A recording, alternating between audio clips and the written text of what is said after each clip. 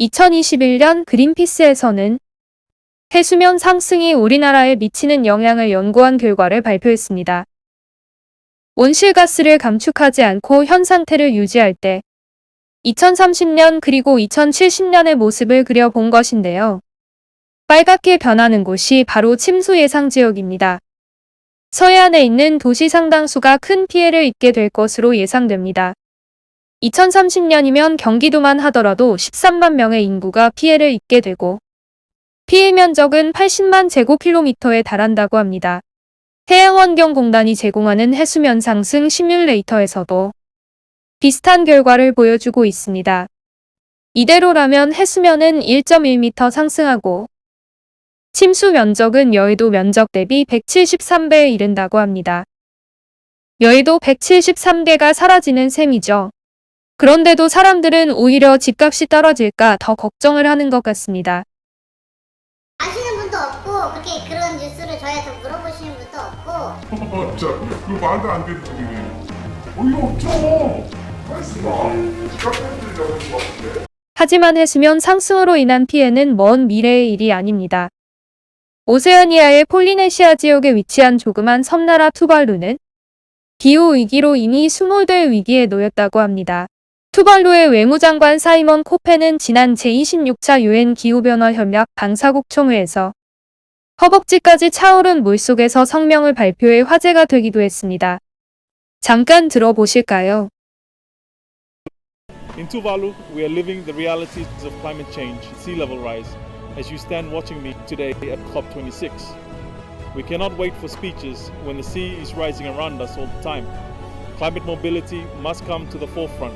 We must take bold, alternative action today to secure tomorrow. Faftailasi, Tuvalu Modetua.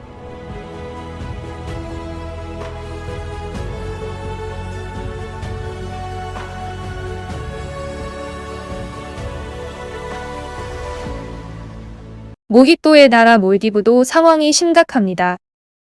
몰디브는 약 1200개의 섬으로 이루어져 있고 이 중 189개 섬에 55만 명가량이 살고 있습니다.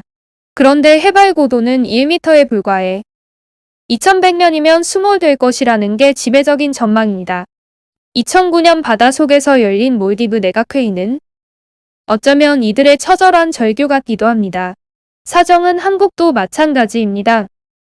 부산 해운대 해수욕장의 백사장도 이미 줄어들고 있습니다.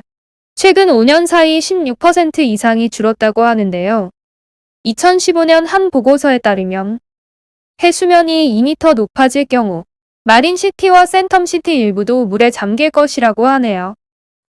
그래서 부산에서는 물에 뜨는 해상도시 건설을 추진하고 있다고 합니다. 부산은 해수면 상승에 대비하기 위해 물에 뜨는 해상도시 건설을 추진하고 있습니다.